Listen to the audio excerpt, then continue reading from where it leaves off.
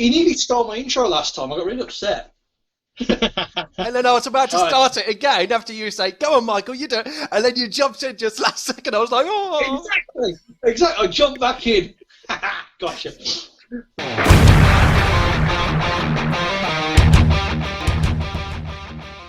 What is up, interwebnet people? Welcome back to Talks Online. With me, as always, is Michael Lunatic as our general lunatic, and we've got David Holder, aka Baby Cap Cosplay.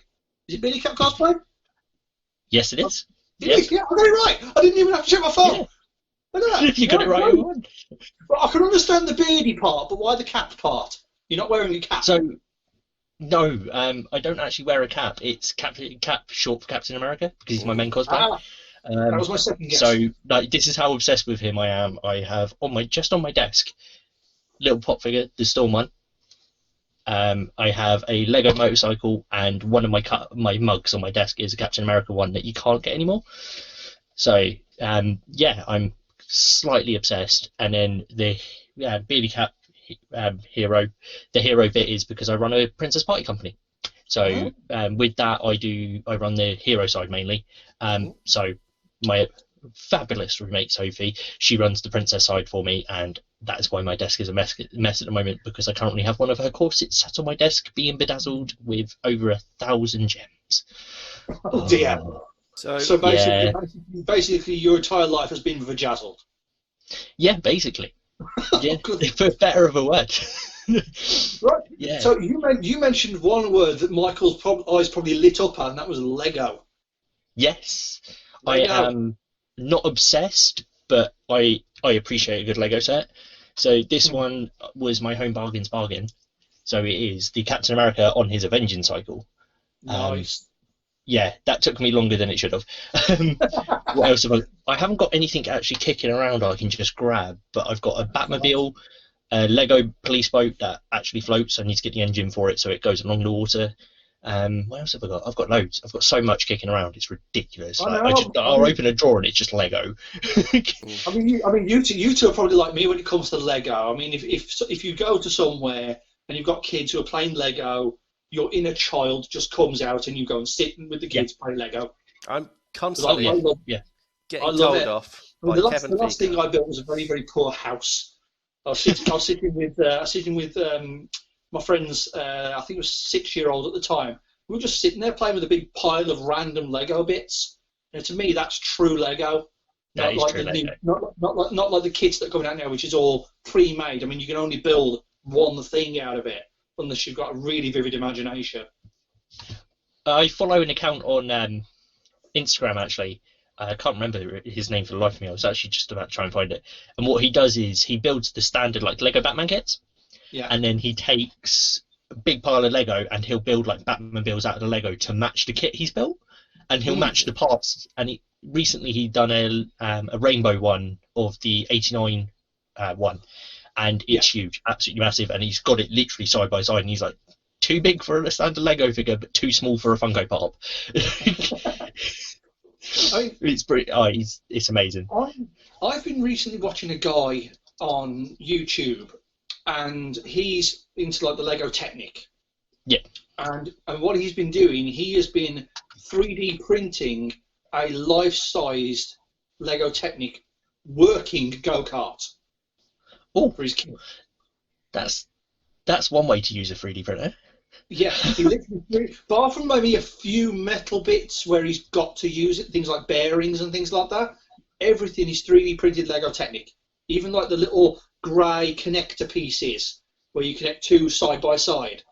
There's a grey connector. Even that's 3D printed. That's impressive. And he's got a motor that's been made specifically for it, and he's put that in. He's just about finished. He's going to do eventually in the next week or so. He's going to do a test run with it for his kid.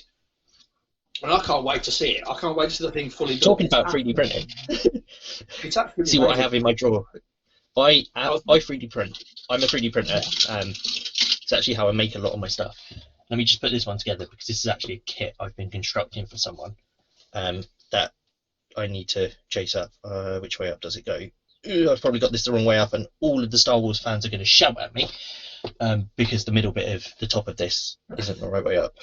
But yeah, I need to finished sanding the top half of this, but this Glad you're is not one of my talking pride about and Jabba the joy. Hutt. Because... Oh no! Oh, Wait, told you. Yes, it's Obi-Wan's from episode 3. Yeah. But yeah, it like literally it's meant to all come apart, but this one I've stuck together for Yeah. the guy. But yeah, and that took looks me good. a hell of a long time to get right. Yeah, I've got like spare parts for it all the time now. There you go. we And then interviewed the bottom 2 pieces. we interviewed a guy, one of our first episodes, I think it was episode 4 of this, who 3D prints swords and armor pieces and things like that, and he does a really good job of it. And a lot of people are getting into the whole 3D printing thing because it's relatively easy to get started. You get a decent printer for like less than 200 quid. Mine cost me 180, including next day delivery. Exactly, yeah. So as long as you've got like a computer to put the programs onto a memory card, all you got to do is just put the memory card in, select which print you want to do, and go. And that's pretty much it. Obviously you need to download a 3D rendering program, etc. But you can literally, there is sites out there that do all the files you can dream of for free, and if you can't, there's people out there that will do it for cheap as chips for you. Yeah. Printers you can get, I mean, my Ender 3 is one of the most basic ones you can get. Took me about 2 hours to set up this time last year. I've got a glass print bed on it now. I'm upgrading the hot end on it so it prints a little bit smoother, and I'm sorting everything out. But it's taken me nearly a year to get it to the point where I'm comfortable now fully selling printed kits. Like I'm actually, with my lightsabers, I've got another kit currently getting ready to be printed because I've got the other 2 bits to it, so I'm like, might as well print another one. But it's really easy to get into, but like cosplay, it's very expensive. Because just one roll of 1 kilogram filament will cost you between £10 and £20, and that was before the coronavirus hit. So now you're looking at upwards of £20. I'm really lucky with that. My supplier is Polyprops. I use Polyprops Limited for everything, foam, 3D printing stuff, and like they've kept their prices exactly the same even after all this hit, including delivery. One of my mates ordered something the other day. He ordered it, last week even. Ordered it Sunday, got to him Wednesday. And that's just Polyprops. I will promote them because they're an English company. They are literally based out of just outside of Nottingham. Yeah. And they're absolutely amazing. And I do say to people, go to them if you want stuff. Yeah. Because you talk to them as well. You can message them on Instagram and go, look, I'm planning to build this. What do you advise of your products to use? And they will look at what you want to do, talk to their crafting masters, and then take the advice from the crafting masters and give it to you. Yeah. And they're absolutely amazing. That's exactly. Like, they're a company that people really need to get behind. Yeah, that's exactly what happened to me with my my Ghastly armor build, my Ghastly head. So I'm building a Ghastly with a helmet on, and I built that out of CF60 because I asked the guy, and he said, I'm building a helmet, but I'm building it twice the size in every dimension, bar from thickness. And I said, what's probably the best foam? He said, well, the best foam that they've got is the CF100. And he said, but because you're doing something that needs a lot of curvature to it, you best go for the 60 to make it a little bit softer. It'll be harder to cut, and it'll be a little bit more fiddly when you come to like the final finish, but you'll get the curve that you want. And they were so nice to get on to me and explain everything to me. I mean, that was my first ever build. And that's what I mean. I say to people all the time, like, you see them at a con, go and talk to them. They're the nicest bunch of people you're ever going to meet. Absolutely. Before I even had any of their products, I was singing their praises because I've seen what people can do with it. I've helped people into armor that's been built out of their stuff. And I went up, I met them for the first time at a Yorkshire Cosplay Con, and I walked up and was just having a chat, and one of them went, I know you, you're David from you, because I was part of a cosplay group I won't mention.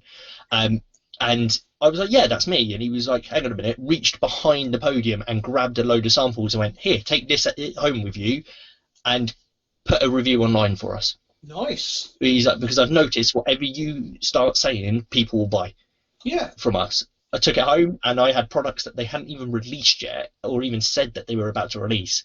And I was like, when this gets released, buy it. 2 days later, they're like, by the way, guys, this is what Dave was talking about. No. And I'm like, yeah, exactly, go and buy it. So it was really good. It was really good fun. Anybody from Polyprops is watching, Hashtag sponsor us if you want to. Talksontour, Talks Online. Do it. They're lovely. They're a lovely bunch. So Yes, David, And I love them. David, let's talk we about never your expect Polyprop to send us free stuff, but if you do out of the goodness of your heart, we won't mind. let's talk about your But party yeah, I've planning. spoken to some of the Polyprops guys, and like you said, they are so nice about teaching you new techniques and things like that. I mean, as I said, I had a slight error with my helmet. It started to go a bit bobbly on the top after I glued it together and started to paint. And I just asked them, I said, what has caused this? And they said, you haven't heat sealed after you put it together, did you? And I goes, no, I heat sealed it beforehand. And he goes, that's your problem. Because what I'd done is I'd started to do the sanding. Once I'd done the sanding, I never heat sealed it again.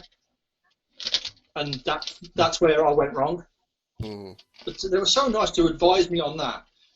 But you said you went to Yorkshire. Mm-hmm. Did you go last year? Yeah. No, I haven't been for a couple of years. Yeah, I mean, I went in. I think it was 2017 and 2019. Yeah, I went 2018, so we literally just missed each other. Yeah, I mean, we did some talks on tour for Yorkshire Comic Con. They're on the channel somewhere, and I went as my my Koro Sensei outfit, my big yellow octopus, and people loved him. But from doing him, I've now learnt how to do heads which are more structurally sound, which I learnt through some of the guys at Polyprops. So I'm happy for them for giving me advice. But always take advice from I will always take their advice because they are amazing. Everybody loves them. They are, yeah. So everybody's like singing their praises online, and people come up and say, "Oh, where do people get their phone from?" And it's like Polyprops. Yeah, you get Polyprops, you get obviously Tiger Supplies, but I've not used any of their stuff. I've not seen any of their stuff being used, so I won't make a comment on that. So there is other places you can buy it, but I always will, as a cosplayer who uses foam for a lot of stuff, Polyprops all the way. Yeah. So David. Yeah, I mean, my other half's working on a project now. She's working on a gauntlet for one of her characters. Yeah. And she was trying to make it out of the foam sheets, out of like basic craft foam sheets, and then I said to her, I had like a ding light bulb moment. I says, why don't you use Polypop's crafting foam, the squidgy stuff, the foam clay? It was like, and she was like, that's genius. And then she's been making like the little fingertips and the ends for the glove, because it's not like a full glove; it's like armor pieced.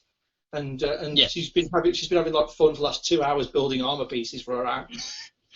Well, I say to a lot of people actually, because I do a lot of my builds on a budget. My most expensive thing actually was a donation from somebody else, which is my Captain America armor, which I wear anywhere and everywhere I can. But my other builds that have included foam, up until I found Polyprops, in fact, even after I found Polyprops, I build a lot of it out of what you can buy down the shop. And I say to people, I'm like, if you want to build on a budget, I'm your guy. Like, I'm not your guy to talk to all the time, but I am for a lot of it. I've built half an Optimus Prime that's still in my ex's house. I've built half an Iron Man, exactly the same place as Prime. I've built loads of stuff from stuff you can literally buy or go and get from the shop. If you can't get it for free, you can buy it cheap as chips. And that is one thing I'm really good at, is building on a budget. Yeah, that's what the half does. You look at some of the stuff I've built. Have I got any behind me? I think my hammer's behind here. This was built for me, but the guy who built it for me, I've had to repair it since because I broke it. Oh my god, trying to find it. This is hilarious. Oh no, I can't get it out. It's stuck. So Don't worry about it. My friend Bill had a floor hammer kicking around, and I asked him how much he charged for it because I was like, I really need one. And he sent it to me for postage, and I broke it less than 2 days later. Doing stunts with it, like me and my friend Sophie were filming a TikTok and like of cat throwing and then catching a hammer. So you do it in reverse. So you throw it, and as I threw it, I let go, and I threw it with so much gusto, I actually broke the handle in 4 different places. I have since repaired it. It's completely 3D printed, weighs 2 kilograms, if not more. I have since repaired it using sticks I found in the woods and super glue. I have literally I hollowed out as much of the handle as I could with my Dremel. Even the A team would be impressed with that. Just went sticks, sticks, sticks, because I was like, there's no point buying like dowels because I'll just break them. So I'll go and get something cheap, and then if it breaks, I'll just go and keep picking it up. And we were out for a walk, and I was like, those twigs are like slightly bit thicker than normal. Pulled them up, and it was like half a branch. I just cut it up. I was like, I'm just going to use that, and then just chopped it down, sanded it smooth, put them in, and it's not broken since. I mean, I pull it now, and the handle goes a bit loose, but that's because of the I need to fix this part of it properly because I just went, oh, that bit of pleather will go over it, and just super glue it back together. It'll be fine. I had a con less than 3 days later. I was like, if people wonder in the future why David's local forest has suddenly gone completely bare, you know why. Yeah. So what's your favourite cosplay that you do? Obviously, you say you do Captain America. Is there any others that you do that you like to put on? Oh, right. This is a hard one because I do so much because I wear so many different hats for the company. Obviously, they're like they're cosplays and then their company. So my personal favourite's one that hasn't even been debuted yet. There's a picture of it on my Instagram if you dig deep enough. Is my Templar from Nightfall that I'm actually putting a bit of a Jedi twist on. So I've got a blue Jedi lightsaber, and then I've got the Templar tabard, the trousers, the boots, and Sophie is doing Queen Joan from Nightfall as well, and like hers is just like Queen Joan in general. But that's one of my favourites that I haven't taken to a con yet because it was meant to be debuted this year. The con at the beginning of this year I went as Spider-Man, which is one of my favourite costumes, because I've just upgraded to a £200 costume. My most expensive costume I've paid for myself. Was that bought on the web? Yeah, nice. Like it.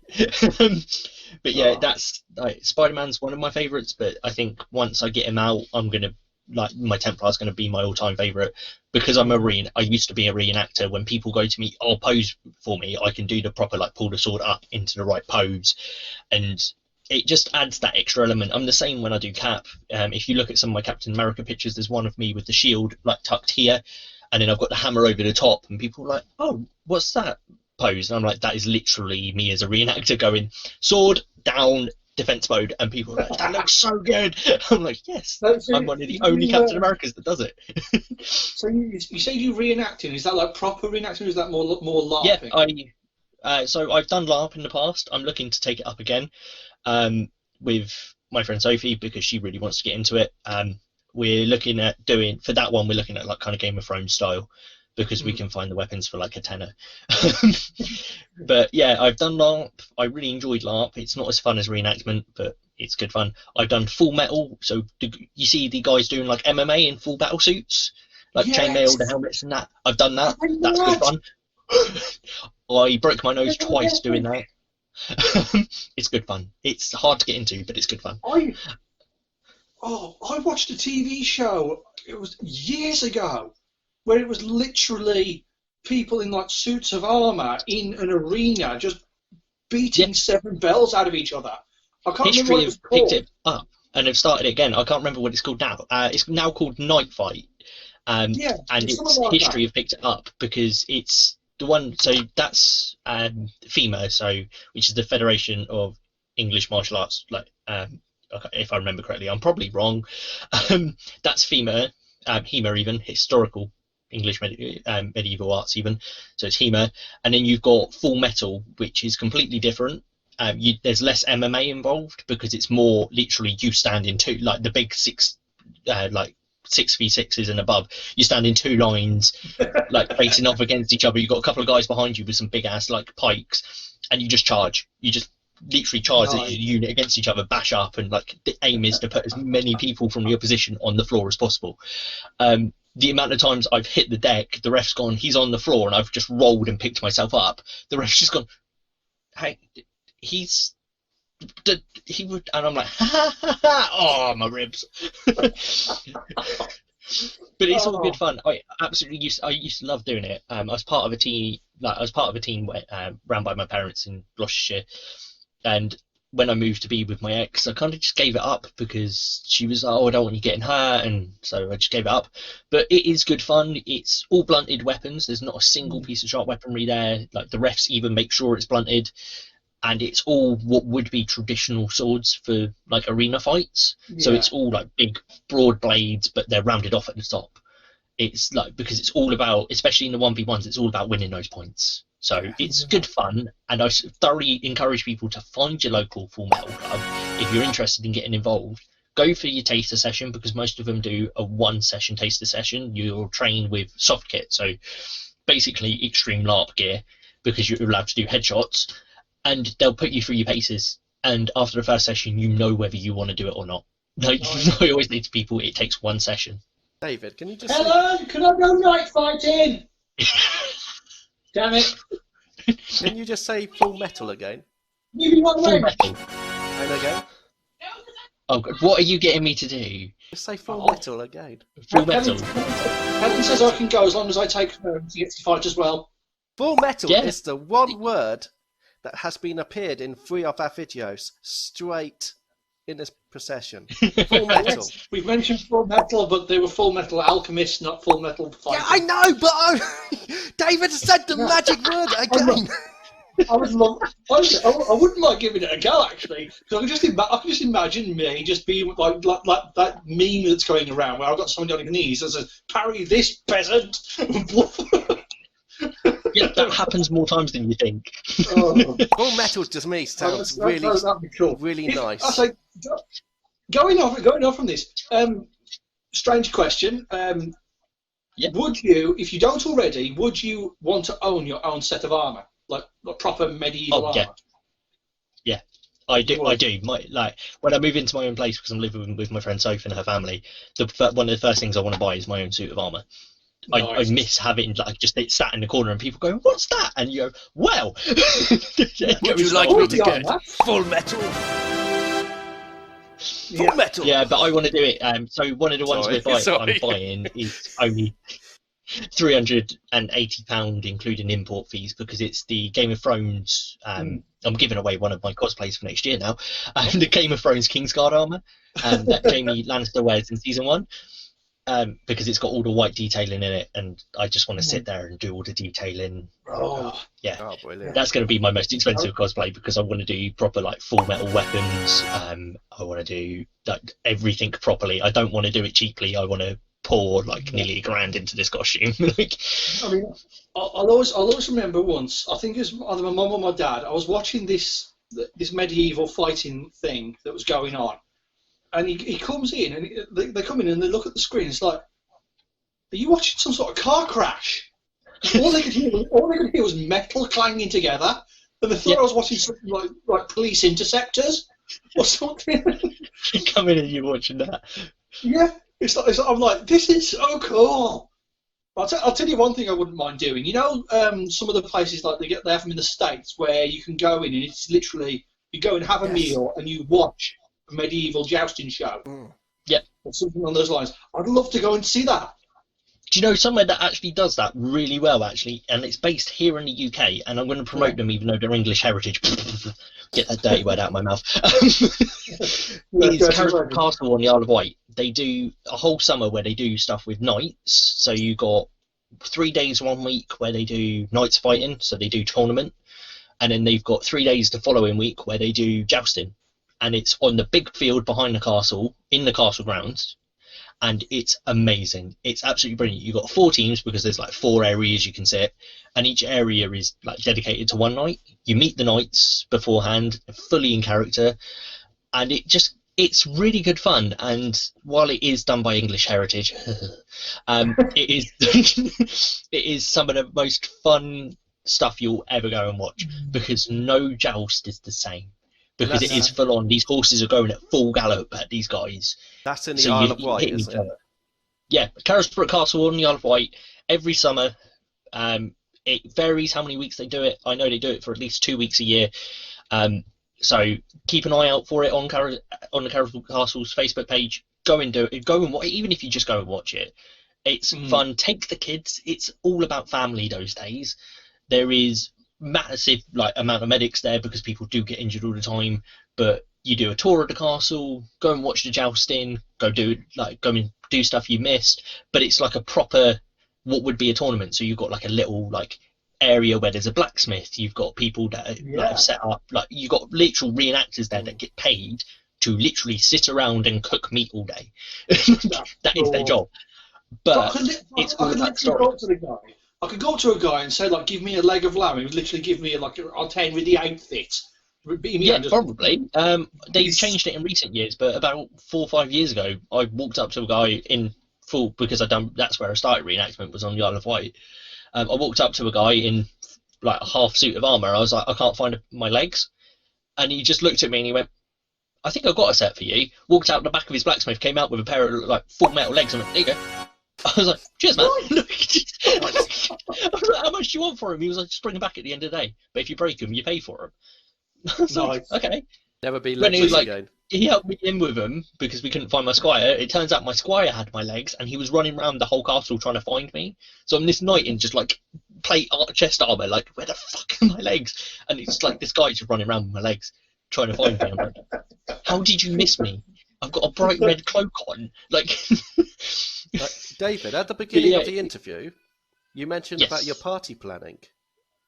Yes, so it's so we are a community interest company. We are called Dream Big Entertainment UK. We currently only cover Devon, but we do have connections in party companies all over the UK. Okay. So all the money we make goes into our local community. So we done an event back in February, free of charge, asked for donations. We made close to £100, which was all pure profit, and we gave it to our local library so they could buy more books because they were about to go into renovations. Our next event, hopefully, will be around Christmas, as long as everything goes back to normal. And we'll do something then with Elsa. And that's what we do. We're all about making people smile. So leading up to my birthday last month, I was doing a walk every day, 5 kilometres a day, some days even further because I was walking so to work in my armour and taking a long trip home. I was doing a walk to raise money for Dartmoor Zoo because there's a zoo around here that don't make, they're a charity, they're not a for-profit zoo. So I was raising money for them, and I got a text off a mum that myself and Soph know personally, and she was like, oh, if you come down our way on your walk today, would you mind just giving us a text so I can bring my little boy out? I was like, yeah, sure, no worries. So oh, I can work that in, that's on my route anyway. Come around the end of the road, and all I see is this little boy at the other end of the road just getting really excited because his mum's seen me and gone, look who it is, look who it is. And we actually put the footage on our Facebook page, and people, like, it didn't go mad for likes or anything, but I've had people message me for video messages for Captain America because of that video. But we don't make any money. Me and Soph don't get paid to do this job.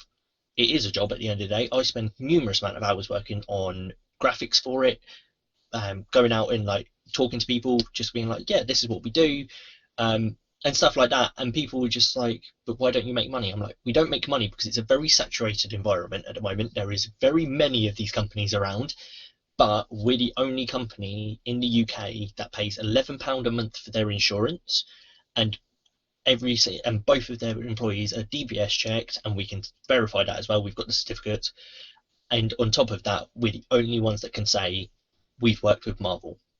Nice. I done an event a couple of years ago with Marvel, out in America, having a laugh with them.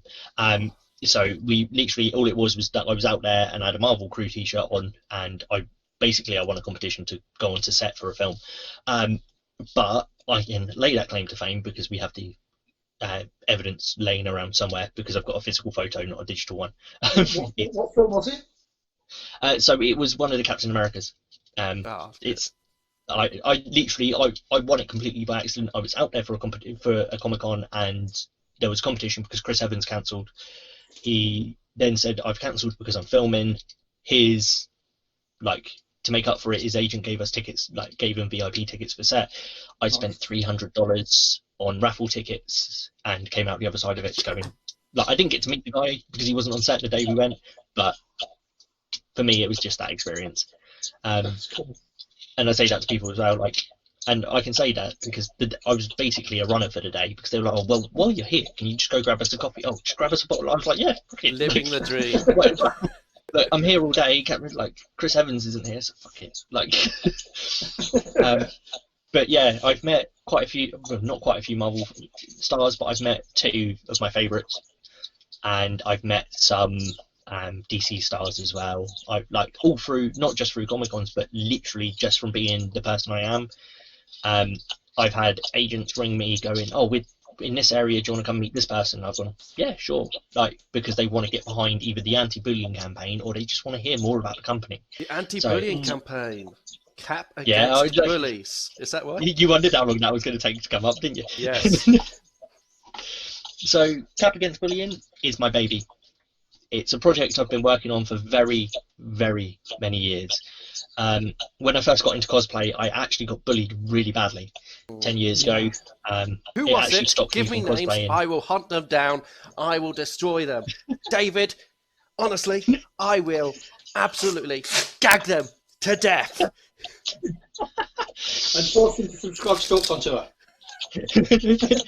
So I got bullied. I actually stopped cosplaying for about 5 years. And when I came back onto the scene, I joined a Facebook group, and they encouraged me to do Beast Boy from Teen Titans. And I was like, okay, fair enough. Went to a Comic-Con. It was a London, like a film and Comic-Con one, and posted a photo that I think it was Donald Manning took of me. Yeah. As Beast Boy, and it's one of my favourite Beast Boy photos ever taken of me, because there's like 5. And he's good at what he does. I posted it in a group, and every other comment was hate. And I was too skinny. My hair hadn't taken the green hair dye that morning, so I had my natural brown hair. I'd been up since 6 AM in full face paint, and it was starting to run. You couldn't see my teeth. Like, I had the vampire teeth in, like, and people were like, "Oh, you can't see the teeth. Oh, you can tell that's exercise gear just turned inside out." And literally, that was like just some of the top comments.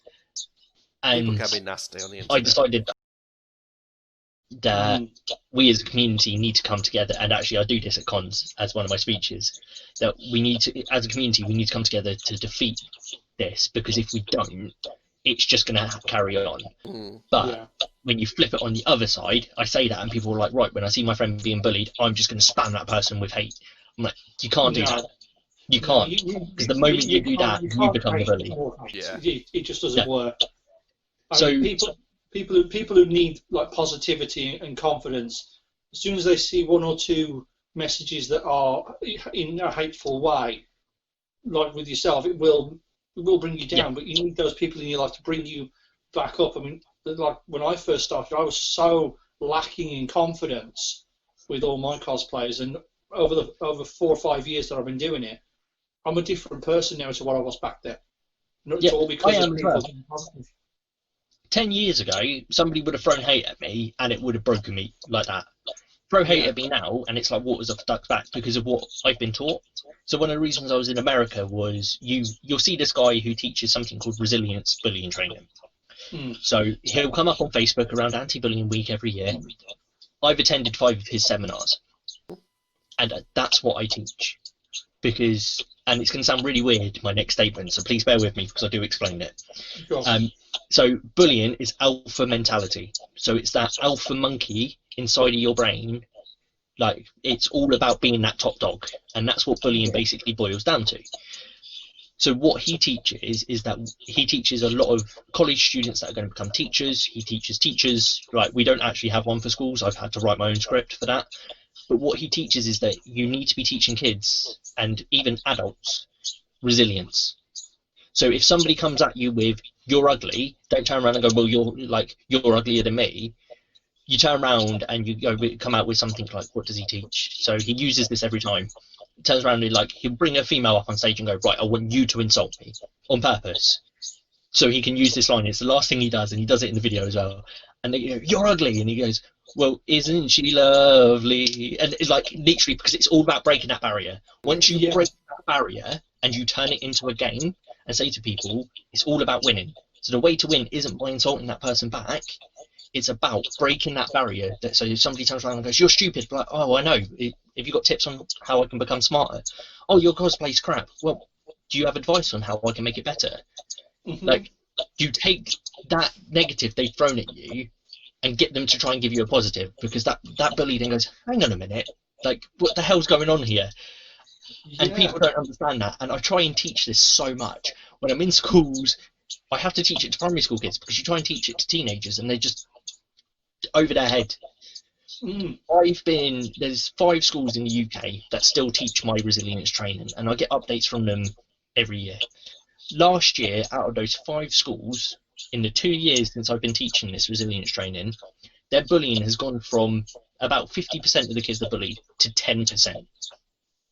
Because these kids are learning that you don't take shit, basically, but you don't give it. When somebody goes to you, you're ugly, you don't turn around and berate them back. You take it and be like, oh, I'm sorry, you think I'm ugly, like, have you got any advice? Like, you come back with trying to get a positive out of it.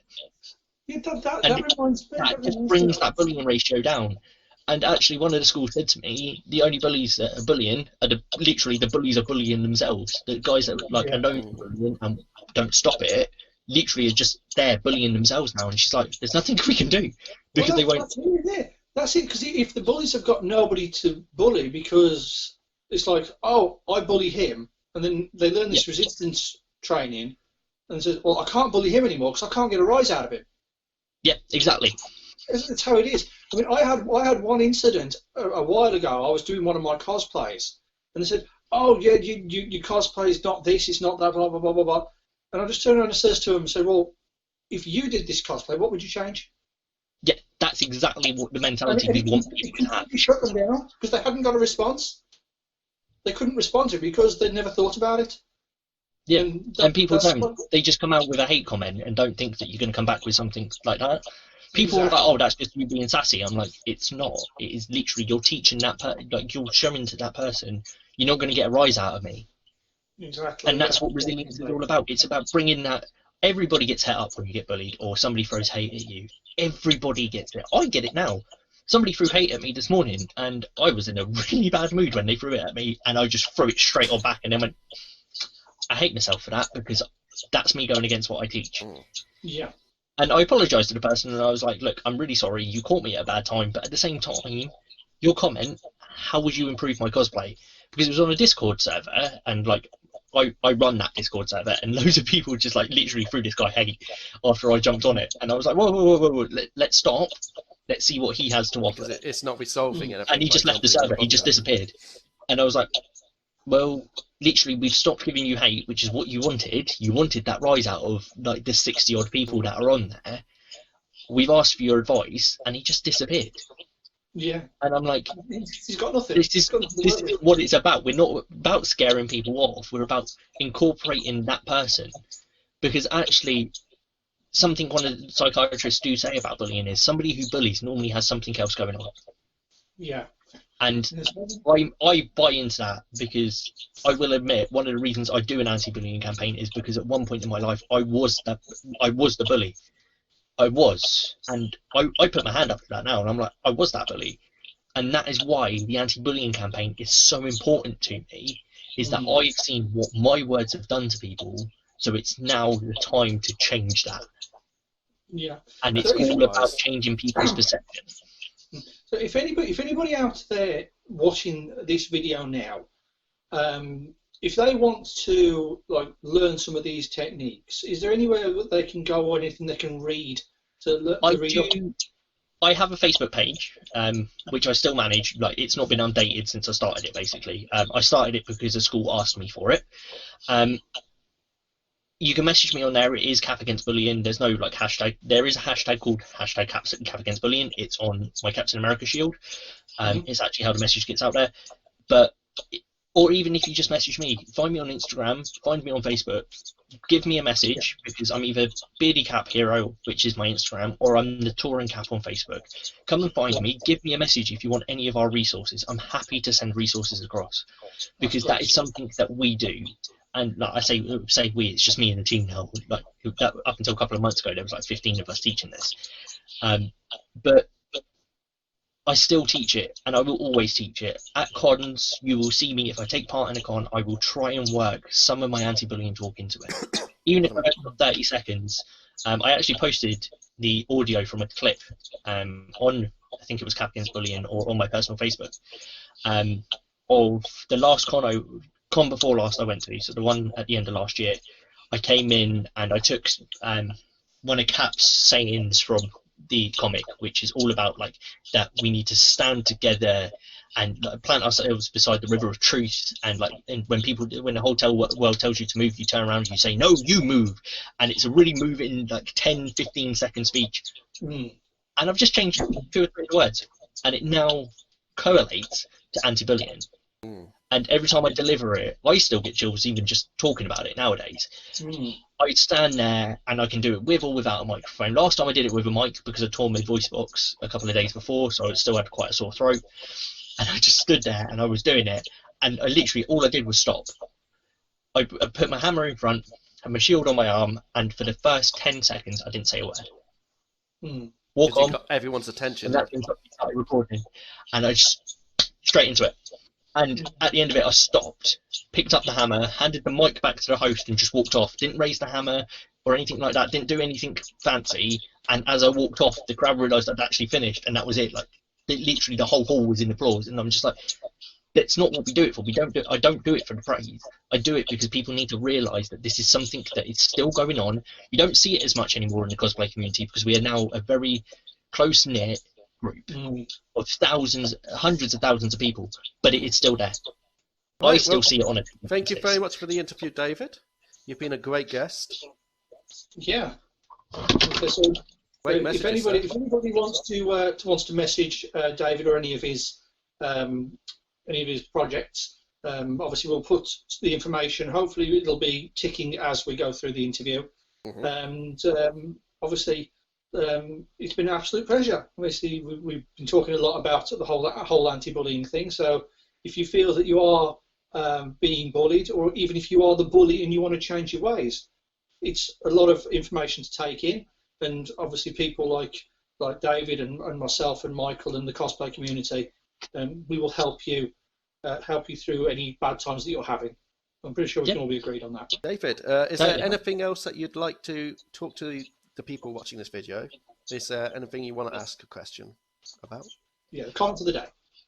Comment of the day. We need to. I'm going to go on just a quick statement. We as a community need to stay together, because if we don't stick together, everything that is happening in the world is going to affect us majorly. Support your local businesses, support your local cosplayers, because a lot of us do commissions, so don't hesitate to ask us. And if you want any advice or are looking for a cosplay to start, feel free to message a cosplayer, because we are always happy to help. We are. Yeah, we are. That's who we are. That's the people that we become. Right, so David, as I said, thank you very much for the interview. It's been very insightful. Obviously, if I need any help with anything as regards to things like bullying and anti-bullying, things like that, I'll be sure to get in touch with you, and I hope you guys out there do as well. So please do. So from everybody at Talks Online, Michael, you want to do the last bit? Go on, because you've got your finger out. Go on. Subscribe to Talks Online, Talks on Tour. We've got David Holder here. Is that right? David. Which way? Oh, we got Steve. I can't do these outros, but never mind. Subscribe or we'll give you our full metal.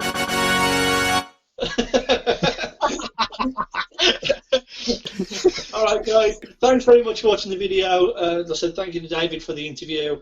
Thank you for Michael for being your lunatic self. And we will see you in the next video. Toodles! Bye!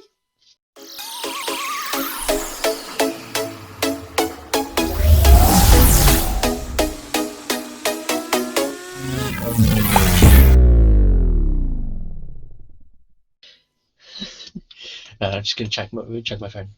No problem. Michael, are you playing it again? No, I'm just teasing you guys. Hi, David. You're right, my dude. I was doing a Steve. I might have to change. You shot. The last interview, I went mute for like 2 minutes. Loki, move thy bottom. Yeah, the wife's bringing me a drink. Move thy bottom.